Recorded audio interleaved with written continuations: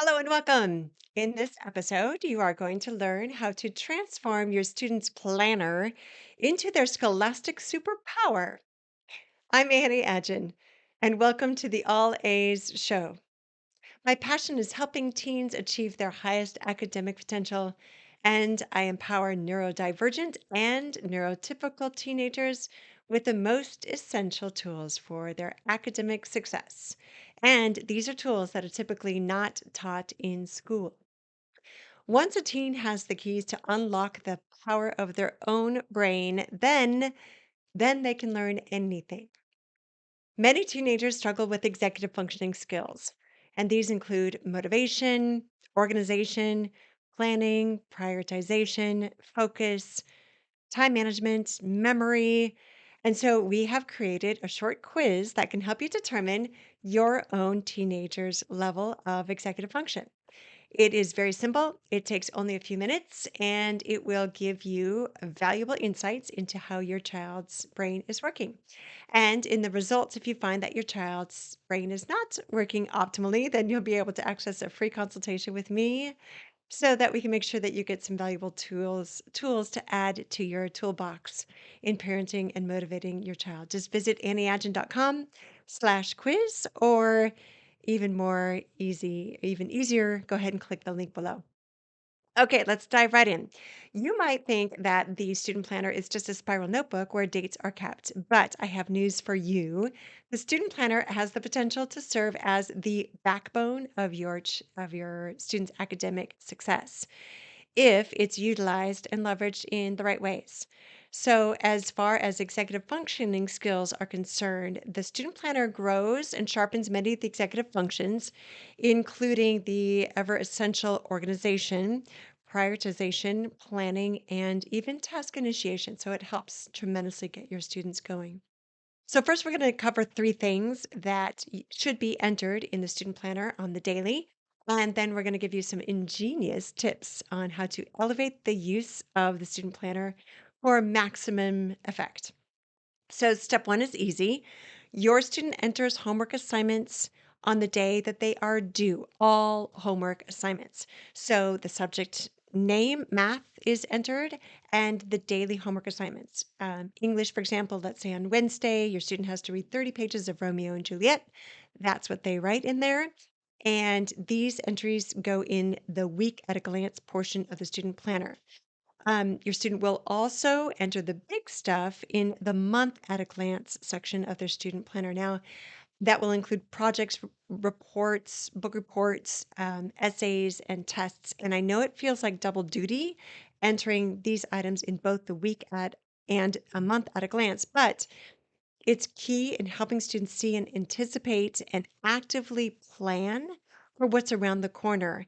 The month at a glance will engage the frontal lobe in planning, anticipating, chunking their work over a longer period of time. And this helps them avoid the dreaded last minute cramming that so many students succumb to, and a lot of paralysis, cognitive paralysis, when there's a looming deadline.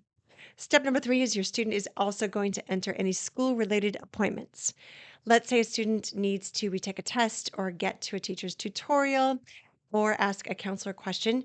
These may be infrequent, but they're also very important tasks. So they also need to be entered in the student planner, and they're more likely to be completed if they're entered in the student planner. So, in my coaching, if a student says, gee, I wonder why my geography teacher hasn't entered in my redo grade, I retook that test a couple days ago, then I would immediately say, good observation. Let's enter that in your planner so that you're sure to follow up with that teacher tomorrow. So, entering these appointments is also encouraging several touch points with the student planner throughout the school day. So, the more they use it, the more habitual this tool will become.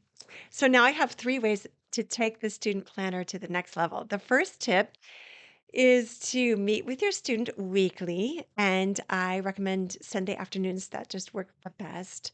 But you can ask your student when they prefer. Just make sure it's the same day and time every week.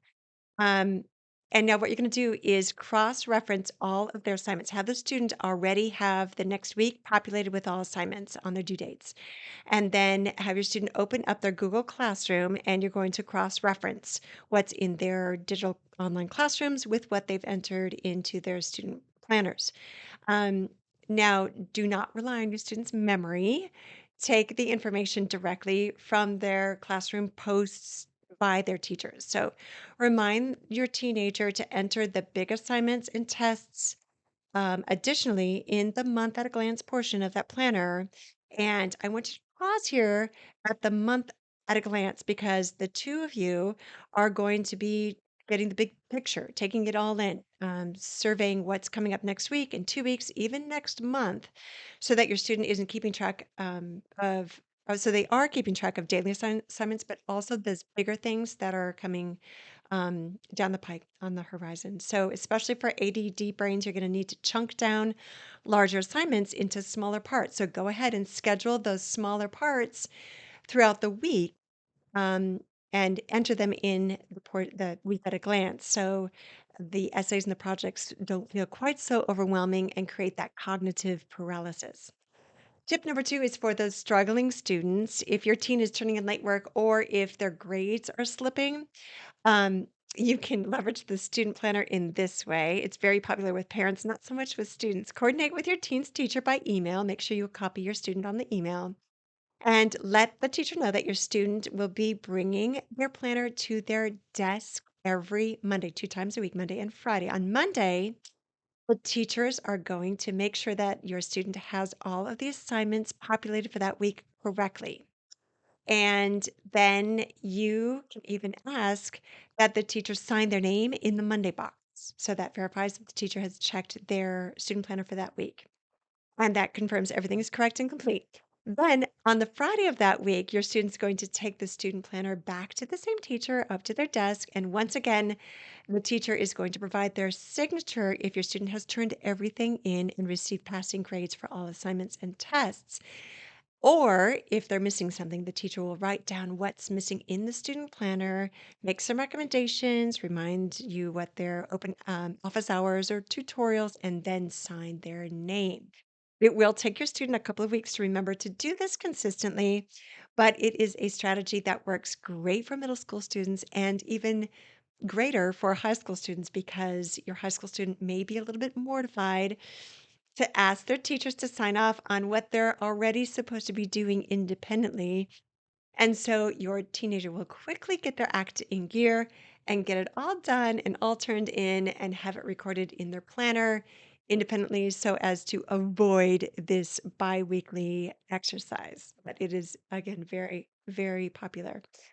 Um, Teenagers also love streaks, so they love to keep streaks and they love to make sure they don't break their streaks. So for every school day, this is your next tip, they can, um, for every school day they did not miss an assignment, they can make a big red X in Sharpie marker over that day and you can offer an incentive or a reward for a set number of days that have these X's in them, or a set number of days where your student has not broken the streak, and then they get a reward.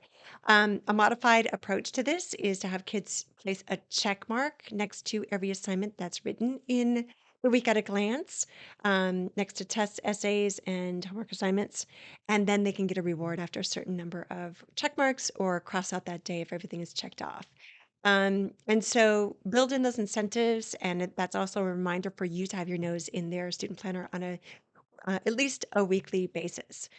Kids again love those streaks, and it really helps to keep their planner at their fingertips at all times and in use every single day. So did you like any of those strategies? Are you tempted to employ any of those? Please let me know which ones work for you and your students and modify them according to your students' needs. And let us know. Contact us at annieagent.com. Be in the community. Let us know what's working for you and share your tips and techniques. Um, your student definitely has incredible student supplies, school supplies, but it's up to us to elevate those resources. So the student planner really is, it needs to be tangible and concrete. I know students love to do everything digitally, But, if the due dates inside of the, physical planner are there, they're more likely to get done rather than digitally posting them via technology.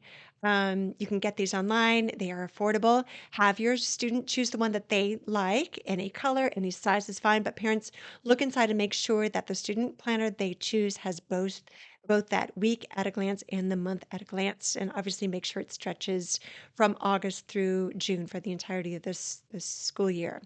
Um, Parents also the planner isn't just a tool for your students, but it's also your portal into their school world. It serves as a conversation starter, an accountability tool for you, as well as a way for you to co-navigate school with them, so they feel like they've got a dependable partner in their parent. For the ADHD brain, the student planner is an absolutely essential scaffold to their scholastic success. And if you're ready to take your teen to the next level, you can also get started by taking my free executive functioning assessment right now.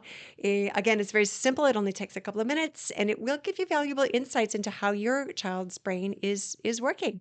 So, as a reminder, visit annieagent.com/quiz or click at the link below. And thank you for tuning into the All A's show. Until next time. I wish you all A's in every endeavor.